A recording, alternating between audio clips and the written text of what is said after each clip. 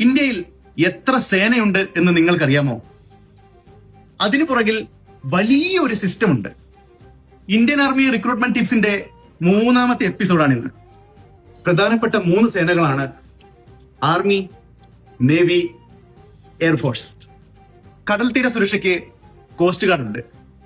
ആഭ്യന്തര സുരക്ഷയ്ക്കായി CISF, ITBP, SSB ഇതൊക്കെയുണ്ട്.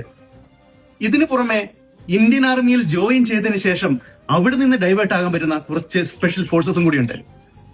Para special force, Garud commando, അതിനുശേഷം മാർക്കോ. ഇത് വെറും കമാൻഡോസ് അല്ല, കുറച്ച് സീനാണ്. നിങ്ങൾ ഇതിൽ ഏത് വിഭാഗത്തിലേക്കാണ് പോവാൻ ആഗ്രഹിക്കുന്നത് എന്നുള്ളത് ഒന്ന് കമന്റ് ചെയ്യുക.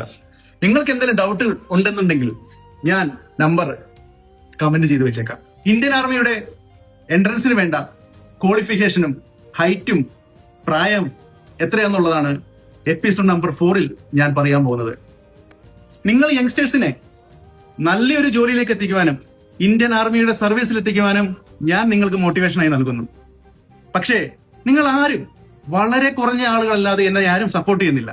തീർച്ചയായിട്ടും കാണുന്നവരെല്ലാവരും ഫോളോ ചെയ്യുക, കമന്റ് ചെയ്യുക, അതേപോലെ തന്നെ ഷെയർ ചെയ്ത് എല്ലാവർക്കും അയച്ചും കൊടുക്കുക. ജയ് ഹിന്ദ്.